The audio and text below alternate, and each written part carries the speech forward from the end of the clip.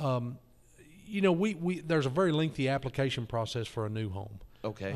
Folks do have to put in an application. By the way, we release those applications every September. Every September. Every September, they can come by the office and pick one of those up. Of course, we put that on the radio and we put it in the newspaper. We try to get word out there. And you have to come by and pick up an application. We give you the entire month to fill out that application because we do require a lot of information on it. We don't, again, there's accountability issues. Right. We want to be good stewards of what God gives us. And the folks that donate to us, donate funds and materials for us to do this with, we want to be accountable to them as well. Oh, that's so and we want them to know that we're being as good a stewards with their donations as we can possibly be. And there's accountability. You know, the Bible talks about accountability. Exactly. You know, if and we're faithful, absolutely, we'll be blessed. Absolutely. And so we believe in that. We believe in the Bible. We believe in God's Word. And we believe in the power of that Word. You will go through these homes as we frame them up, Jonathan, and you will see where these students have taken a Sharpie marker and they have written Bible verses on the studs of these homes. And you know what? Folks say, well, that's going to get covered up by drywall and tape and mud, and it's going to be painted. But you know what? The power of that Word is in that home. Well, thank God. It is in that home. And it's just amazing. Now, I've got pictures of those Bible verses, and a lot of folks don't know that takes place, but it does. Right. We'll have volunteers that'll come in and they'll work on one aspect or one phase of that home, and they'll put God's Word somewhere on there. Right. They don't sign their name; they put God's Word on that, and it's just absolutely a blessing. It's absolutely a ministry. It ministers to me. It ministers to the students as well as those folks that are receiving. That is so powerful. That and another thought that just crossed my mind, there's so much vandalism going on out in the world today, and so many young people are involved in this, and this is really teaching the young people, instead of tearing things down, let's build things up. Exactly. And you know what? I watch the news like everybody else. I see where young folks are credited with a lot of mischief, a lot of bad deeds in our communities and in our culture today.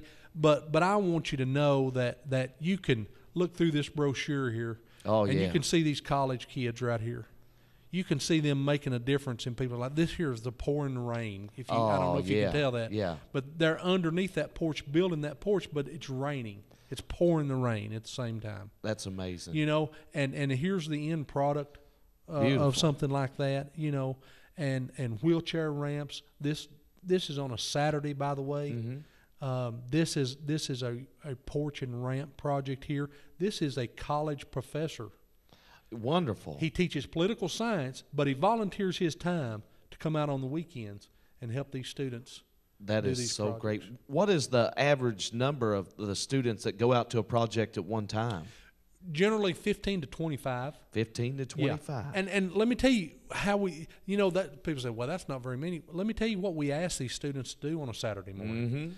We ask these students to get out of bed at 7 o'clock in the morning, come down and eat just a meager little donut breakfast with us, and then we head to the job site. Right. We're on the job site by 8 o'clock on a Saturday morning. A lot of folks say, listen, I don't even think about getting out of the bed before 10 or 11 o'clock on Saturday morning. But they're out of the bed. They're headed to this job site. They're at some place they've never been before. They don't know who this is that they're working for, and they're doing this project. Then along about lunchtime, we'll pull out a paper sack that has a squished ham and cheese sandwich in it and an apple and a bag of chips and a bottle of water, and we'll eat lunch there. Then long about 3 o'clock, we finish up that project, and we roll off that site, and you can see in these students' faces, you can see a sense of accomplishment. You can see a sense of ministry that most of them have never experienced before. And I say, in order for me to recruit a student, it only takes for them to come to one project. When they come to one project, I've got these kids, by the time we're leaving, they're saying, listen, when can we do another one of these? Can we do another one of these next week? They get excited absolutely, about it. Absolutely. And that's nothing but God's Spirit inside them. God. That's stirring them inside to to want to do more. And I challenge anybody that may be watching out there, listen, if you've never done anything for God, I'm asking you to do something for God and feel what we feel when we do this work, to experience what we experience.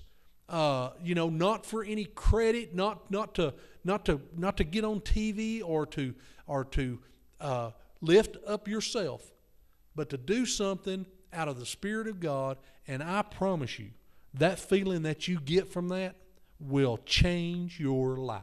Exactly right. And this is something that's going to stick with these people, these college students, and the people that's received this for the rest of their life.